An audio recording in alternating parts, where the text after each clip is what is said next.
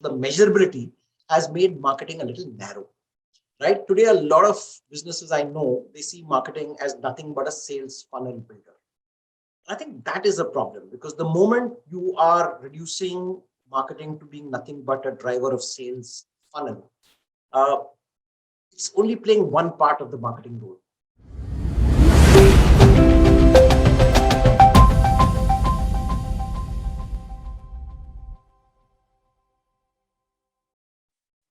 Hello, everyone. Welcome to the Vision Board, where we connect with the growth marketers and business drivers. The Vision Board is brought to you by Biz Anecdote in association with DataQuest, CIOL, and .converse. The primary objective of this initiative is to establish a connection between the new age marketers across startup, small and medium business, emerging enterprises, along with the most innovative leaders in the marketing and business domain space. This interaction is an attempt to learn and draw lessons from their strategies, their experience, success, and life. My name is Thomas George, and I head cyber media research along with cyber media publication. And today with me, I have one of our industry stalwart, Mr. Lloyd Mathias, who has done multiple hats. He doesn't need an introduction at all, but let me tell you a little bit about him. He has served across the geographies, leading various teams in sales, marketing, business operations, business strategy, handling P&L responsibilities, and of course, as an investor and a mentor. Lloyd is a great business advisor, strategist, and a marketer. Above all, he is a wonderful human being and approachable. Welcome, Lloyd, to the Vision Board. Good to have you today. Thank you, Thomas. Great to be here. Thank you so much for having me. Pleasure. You have done all and across the sectors, Lloyd. Let's start at the beginning. Where did you grow up? So basically in Mumbai, so I'm an old Mumbaikar, as they would say. So I spent a lot of my early years, did my schooling in college at St. Xavier's in Bombay. But as it happens, almost all my work life has been outside the city. So in a sense, I could be called a lapsed Mumbaikar now. A large part of my career was in Delhi and Gurgaon, though I've lived and worked in Chennai, in Bangalore, in Singapore, in the US. We all are going through a digital revolution altogether, and we see that go digital wave is all and everywhere around us. And pandemic has only accelerated the same, right? But with this digital revolution, we see a lot many data breaches happening as well. And we saw that recently there's a fierce movement on the WhatsApp, and we have seen the Twitter in India is completely under pump from the regulators on the data privacy issues and all.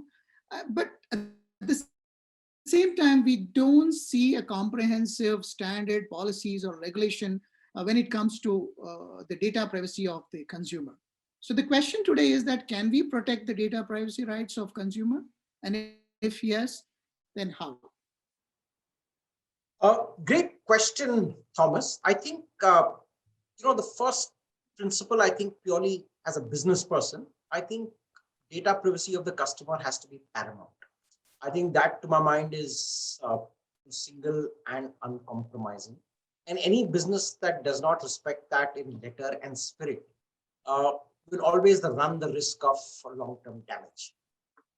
Having said which, I think the challenge for a lot of business people when it comes to data privacy is how do they balance between privacy and personalization. And I think that is, in a sense, an ongoing challenge, right? As a consumer, when I get to my favorite e-commerce site, I want them to immediately lead up to a product that I want. When I make a search, I want them to zero in on products that are more like my lifestyle.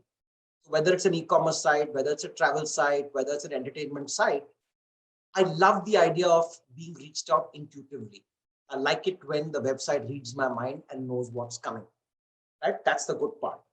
But there's a very fine line between that and feeling creepy, right? And they're both very interlinked, right? We all have gone through the experience when you're having a conversation with someone, with a friend, or exchanging a WhatsApp message about a holiday destination. And suppose we say that, how about your next, let's say, trip to Latvia? And the next thing you know is when you're logging into a social media, you'll see a little travel request, right? Now that sometimes makes it creepy, right? So I think there's a very fine balancing line between respecting customers' privacy and giving him a smooth, personalized experience. And I think businesses have to be very careful to walk that fine line. Having said which, I think there's a lot of regulation that's coming into place, both from governments and from the large data players. And let me tell you what I mean by this. One is today, most businesses in India kind of willy-nilly follow the European Union's GDPR, right? So that's the kind of gold standard for now as we speak.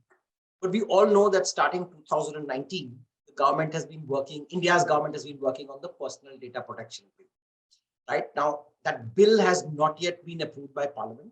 It's in right now at a parliamentary committee. I've been involved at some level on some of the discussions there. It was originally tabled in 2019. Of course, the whole COVID has not helped. It should have ideally gone through in 6 months. It's been more than 2 years now. But I think some of the regulations of India's personal data protection bill will make it a lot more difficult, a lot more onerous for companies to play around with people's data. That's right. Yeah, very well said. Absolutely. We have to be on the guard when it comes to our individual personal data. And hopefully government is able to come with the bill ASAP and we all will get protected under that. The other mega trend, what we are witnessing, Lloyd, is that the MarTech and AdTech solutions are becoming the new norms in most of the organization today. All the campaigns are kind of run through them, or we use those tools so that we can increase the efficiency in our campaigns altogether. But at the same time, we have all these new sets of MarTech, AdTech solutions, but we have our own traditional approach to marketing altogether. So where do we really find a balance and how do we really approach, blend them together so that we can gain a better customer mindshare but at the same time keeping the major KPI of efficiency in our overall marketing approach? Very interesting question, Thomas. I think the core of that is that both MarTech and AdTech have given businesses and marketers a lot of tools to make their marketing richer and to make their marketing far more data-driven and effective. I think that's the positive part. The other point is, as digital marketing share of the marketing pie grows, most of us recognize that, say, 20 years back, a lot of marketing spends were predominantly print and television. They were 85–90%. Today, the share of print and television has relatively collapsed. And digital for many businesses are the primary share. They are about 35–40%. And of course, in new age internet businesses, they go as high as 70%. What digital marketing has done is put a lot of emphasis on data, which is the good part. What is the not so good part is that, in a sense, a lot of marketing efforts have got relegated to being what is the kind of data output. So the measurability has made marketing a little narrow. Right? Today, a lot of businesses I know, they see marketing as nothing but a sales funnel builder. I think that is a problem because the moment you are reducing marketing to being nothing but a driver of sales funnel, it's only playing one part of the marketing role, right? Obviously, for every business, growing sales and growing revenues is critical, but that is not the only role. Marketing has a lot of value to play in terms of building brand, building perception, building the image of the company and its products, not just with the user or the consumer, but with the investor community, with the regulators, with the policymakers, with the governments. And I think that aspect is often ignored. So I think, therefore, the criticality in this entire emphasis on technology and MarTech and AdTech is, do not equate your marketing with just being a sales funnel builder. The traditional rules of marketing hold, right? And if I could just quickly walk you through what I would think is critical. I think one is, as a marketer, focus on empathy. The second point, I think, is great time to double down on customer experience.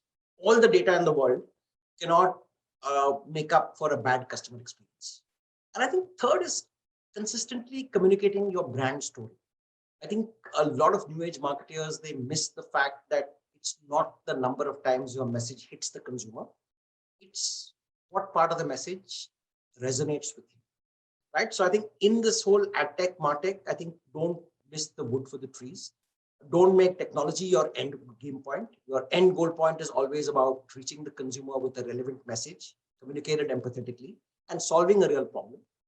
How you use it smartly with AdTech and MarTech is what will make sure that your message is delivered right. But the importance of your message and the importance of the quality of the message is absolutely paramount. That's right, because we see that many brands are not able to um, create the brand saliency and brand value. They're not able to bring out the brand values altogether, and they're not able to communicate that. It's just behind sales and only building up sales funnel. Absolutely. Uh, Another mega trend, what we have noticed is one is, of course, the influencer marketing and how it is used and misused by many in today's time.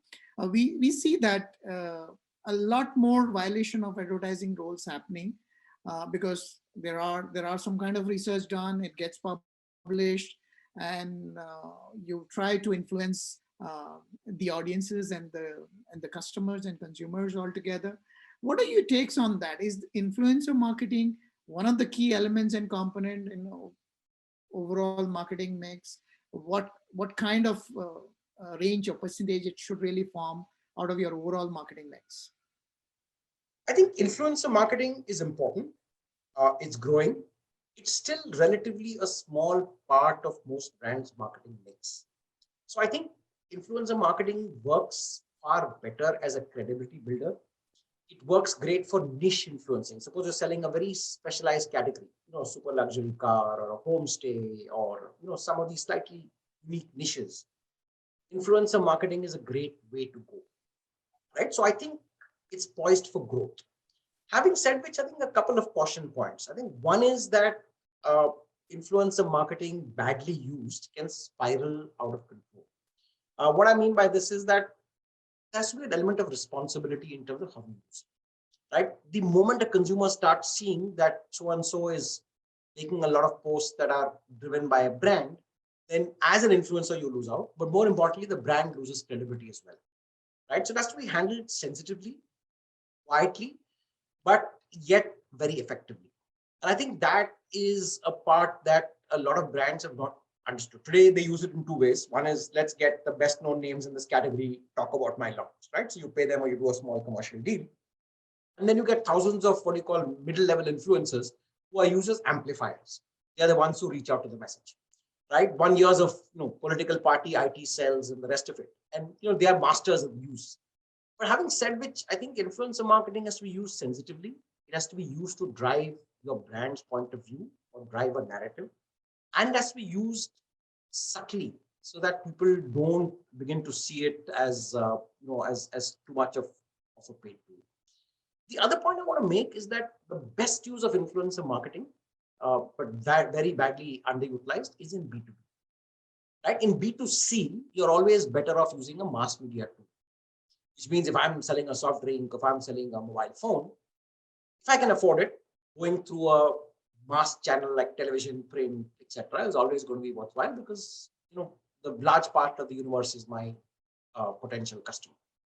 However, if I'm into a B2B business where my customers are finite, or I know who these customers are, reaching out to them through an influencer is a much higher value, right? Which means if I'm a company that, let's say, sells printers, right? The whole world, let's say B2B printers, business printers, right? Then I'm looking at a small category of procurement managers, of CIOs, of CTOs.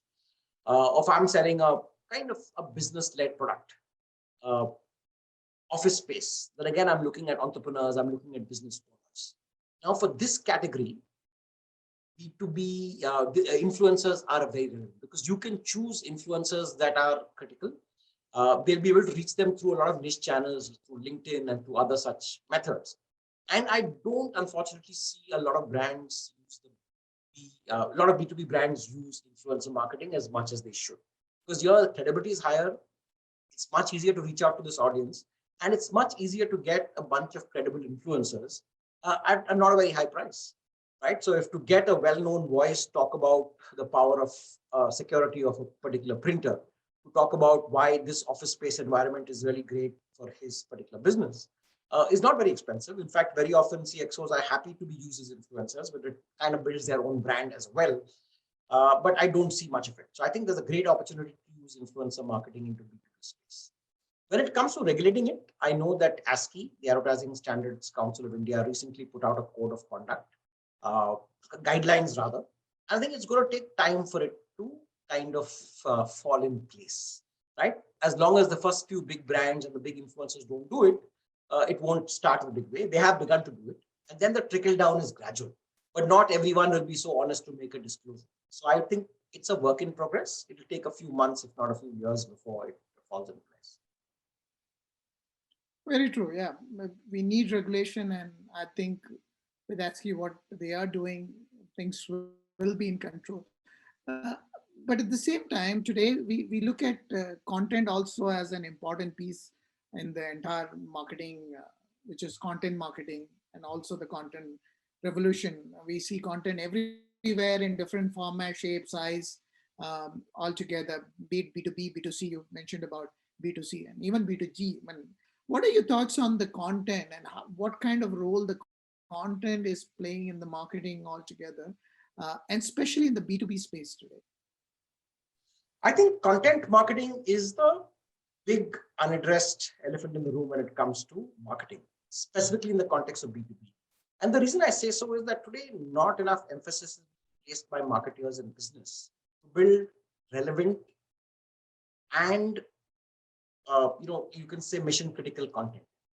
The reason I'm saying so is that a lot of brands typically use third-party content, just put links, or possibly have a lot of their global handouts repurposed for a local market. Quality of real good content marketing has to have three critical elements. I think first it has to be kind of very relevant to the user. So it has to speak from what a company's product or what the company's strengths are. So I think that is the core part. The second point, I think it has to be in a language that's easy to understand. So people are able to kind of absorb that matter. Now, this cannot just be verbal. This can also be a video. This can also be a meme. But I think to make sure that depending on your segment, what is the best receptivity to that content, right? And that I think is a critical aspect to it. The third part is also the fact that today people's attention spans have shrunk. So how do you get across that message in the shortest possible time? Or if you need a longer time, then how do you find a good enough hook so that they stay there? Another point I want to stress on the whole content part is that today the real magic is in getting content generated around your brand. This is what is called UGC, user generated content. How does a marketer or a business put out stories there that make consumers respond and then create real value content, right? So marketing is no longer a one-way process. So I think a good marketer has to learn to curate content effectively so that it remains relevant to its audience. At the same time, it doesn't look too commercial. What is marketing going to look like in 2025? Always difficult to be a bit of a crystal ball gazer, but I think basis what one has seen, and I've seen a bit of the evolution in my in the last 2 decades.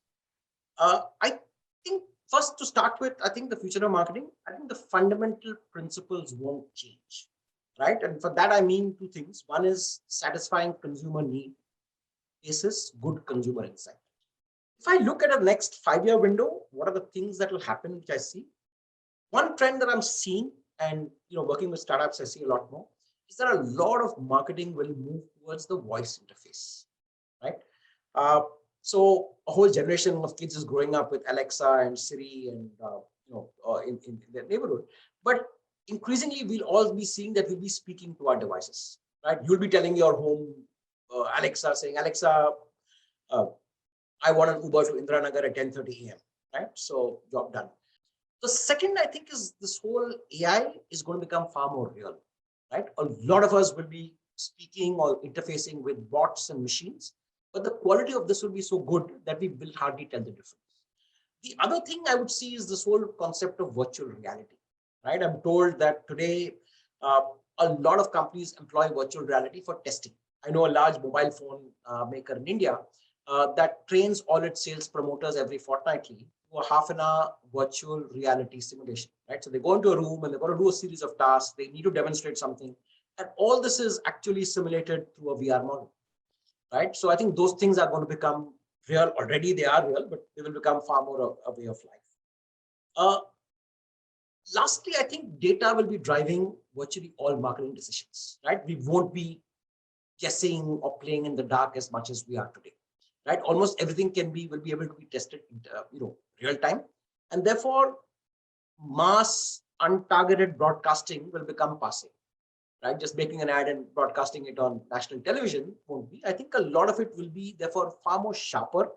uh, the whole marketing strategy will therefore be data based, data driven. I think that's a very, very good sign, and therefore marketers have to learn to adopt to that.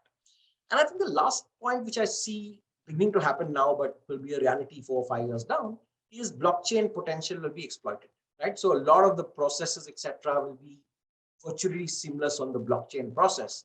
So it will not leave much room for kind of manual intervention.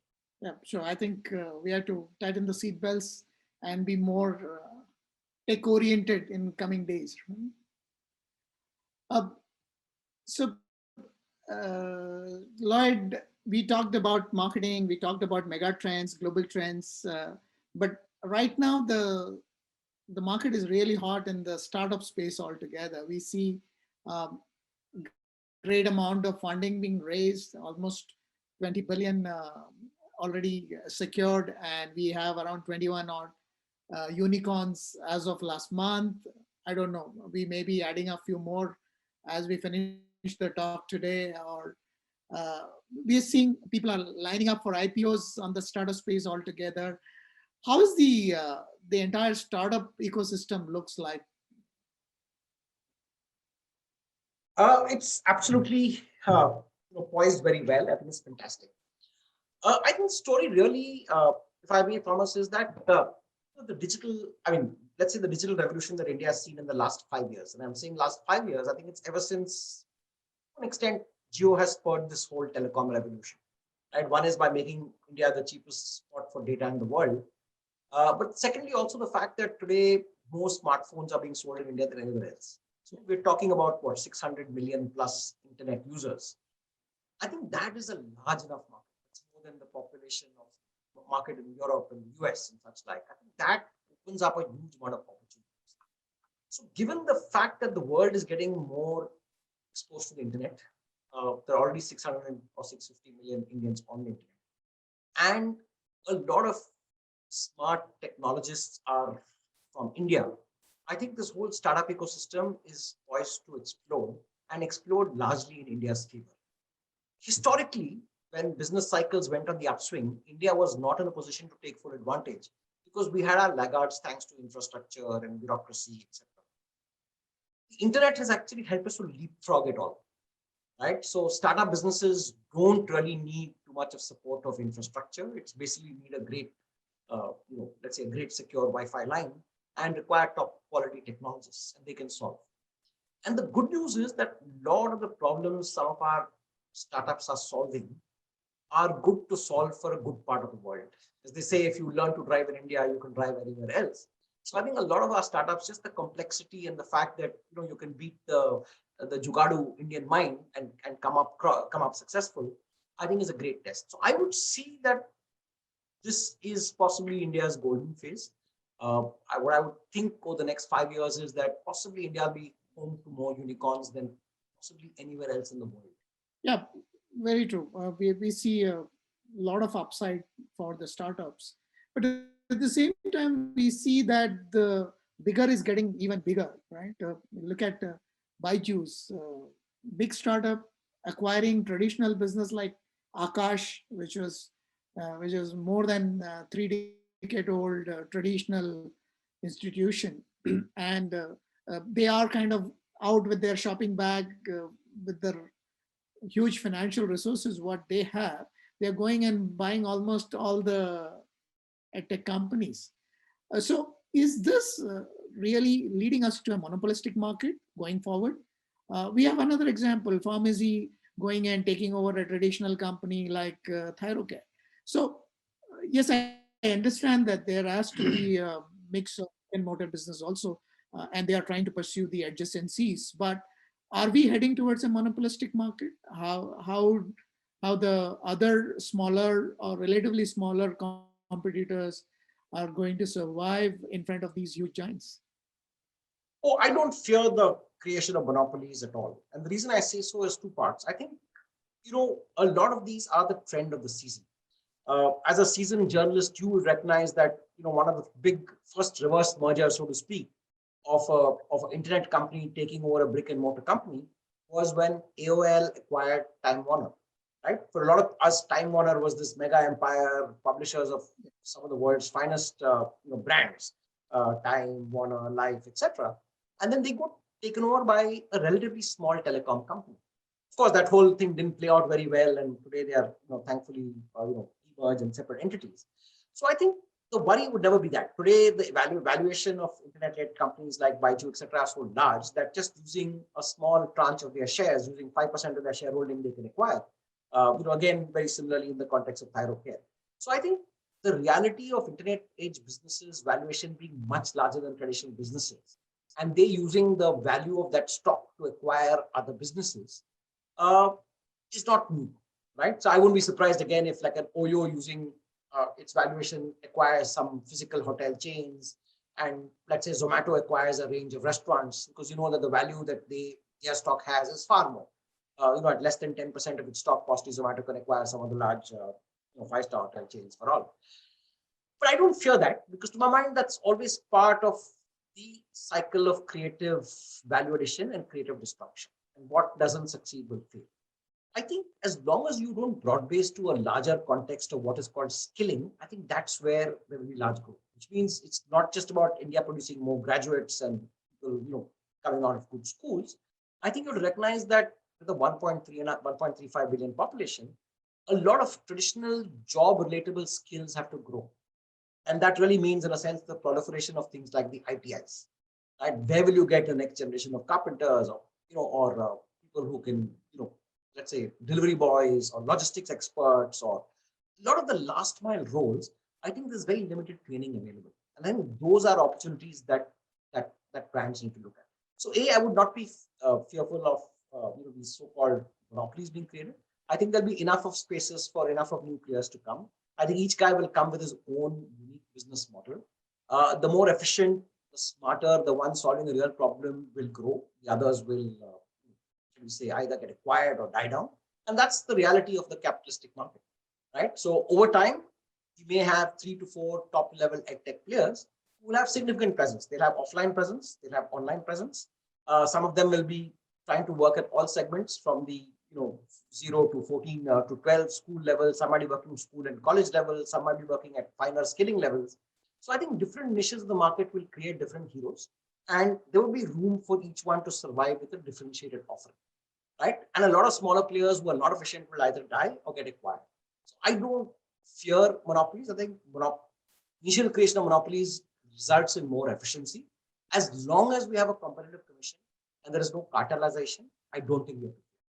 You're right. I mean, if you look at consolidation is the norm, which happens everywhere, and it's a business cycle, right?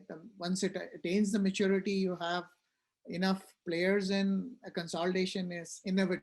I mean, we have seen it in the PC segment. We have seen it in the telecom, as you rightly pointed out, and we will see very soon in the mobile handset market also, and we are seeing it in the startup ecosystem as well.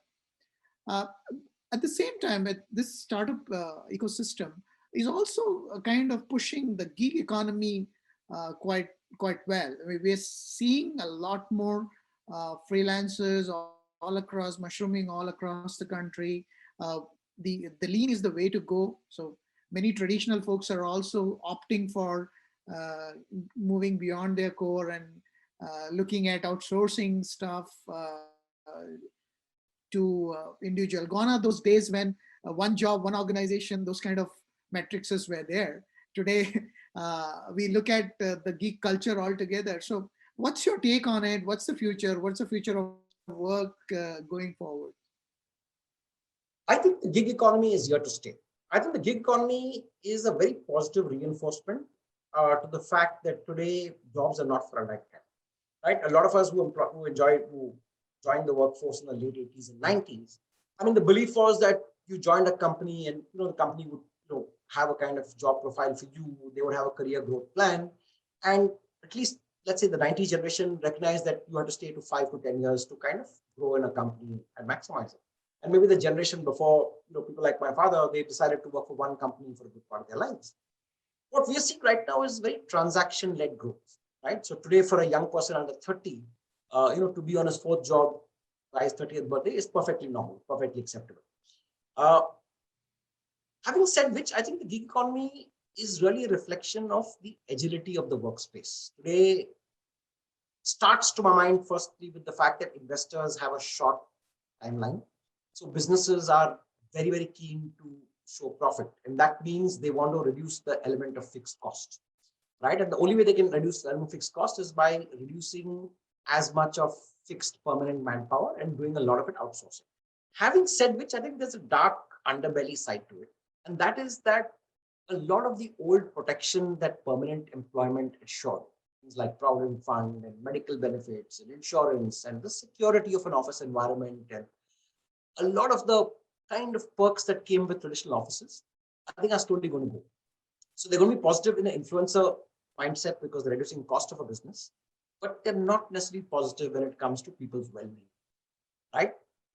So in a company that, let's say a person has worked 5-10 years, you learn from your peers, you learn from your superiors, you learn from interacting with people across the world or across your various office branches.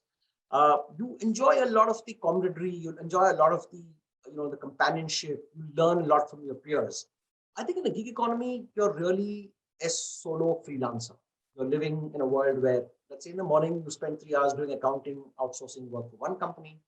Afternoon, your passion is music. So let's say you're doing some music composition or doing some DJ work. Evening, you decide to spend 3 hours working as a chef in a restaurant. It sounds glamorous, but it's also fairly high pressure. There is a huge opportunity around how you can develop your skill sets and you can broad base it. That's really nice. We talked about pandemic, we talked about the gig economy, and but I just want to know what's your take on how SMB and small and medium enterprises can be kind of a crisis proof. I mean, every crisis brings a horde of opportunity also along with it. But since we have seen wave one, now wave two, anticipation of another one likely to come, uh, how the SMBs and SMEs can be more pandemic or crisis proof? I think the pandemic has forced companies across the board to become far more agile. And I think SMBs, in that sense, not having the overheads of a large company or the cushioning of a large company and the cash reserves, have been forced to be more agile. But I would say for SMBs, therefore, agility is what is critical. I think they have to recognize that, and they have to really be very, very clear about how agile they can be in terms of what they do. The second point that I would say is how they can bounce back from this weak period is their biggest strength. Right? The fact that a lot of your taps have run dry, your revenues have come down dramatically. How do you bounce back from this situation is going to be your biggest strength. So I think for an SME, rule one is sharpen your agility, be able to pivot. Two is, there's an old saying that when the sea is stormy, the fisherman repairs his nets.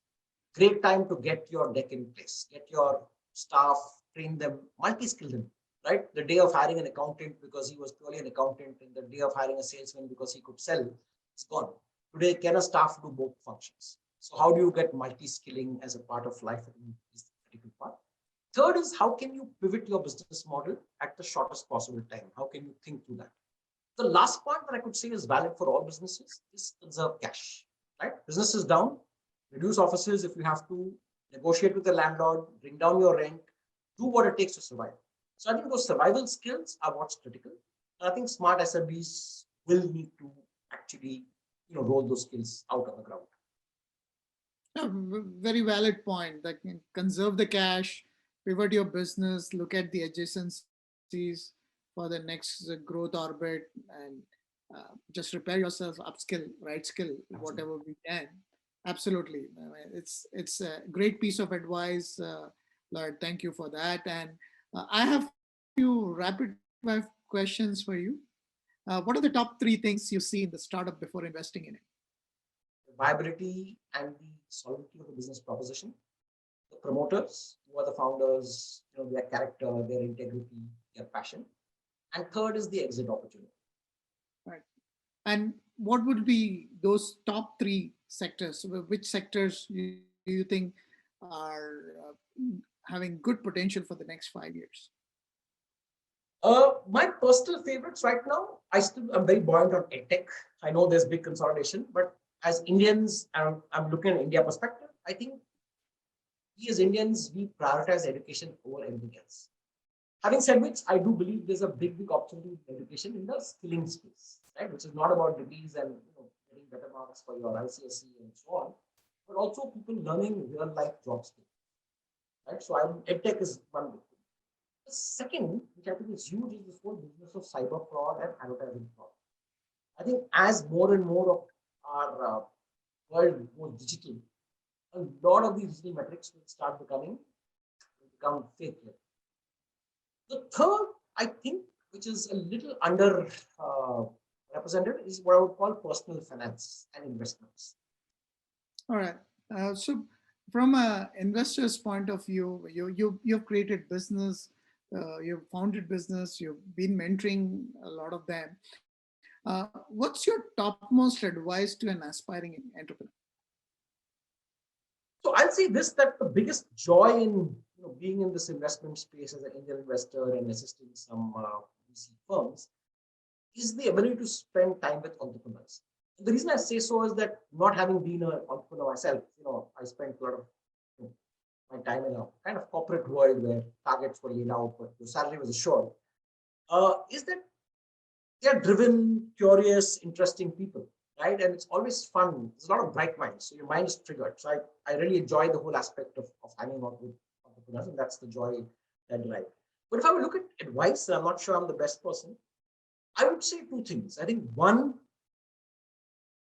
have you dug deep enough to mine genuine consumer insight, right? So that's corporate jargon for, are you solving a real problem? And is that problem large enough that's worth solving? Right? So I think the first thing is go deep and understand that, are you making the world a better place, solving a better problem, helping some individual create something? That is the one thing. I would say understand that aspect. Don't just create one more aggregation site, right? I cannot start a company saying I'm going to compete with Walmart or with Amazon today because 10 years from now, like Flipkart, somebody requires it. That's gone. I think, are you solving a real problem? Is there something that you believe very clearly? So I think that is the one critical part. The second thing I always advise entrepreneurs is, have you thought about monetization? What I mean is that while you think you're solving the world's problem, will someone pay money for it, right? So have you thought about monetization? Where will this business be in 2 years, right? So a great business is not about a great idea, which you think will change the world, but 3 years from now, 5 years from now, will that idea, will that solution still be relevant? Will somebody be still paying for it? So you have to think through a journey. I'm very wary of startup ideas of people who come with great ideas saying that, look, I'm going to have the best kennel service for dogs in my neighborhood.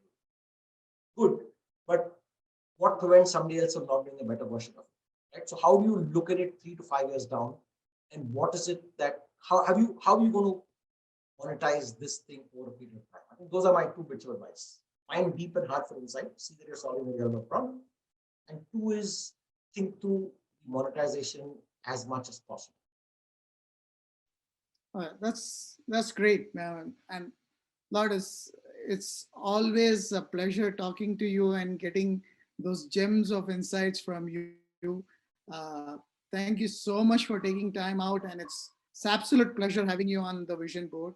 I'm sure our community members and all other budding marketers, entrepreneurs, business drivers, they will find all your thoughts and insights, tips very, very useful in their life and their career altogether. Thanks so much, Thomas. Thank you for having me on. Really enjoyed this conversation, and all the very best.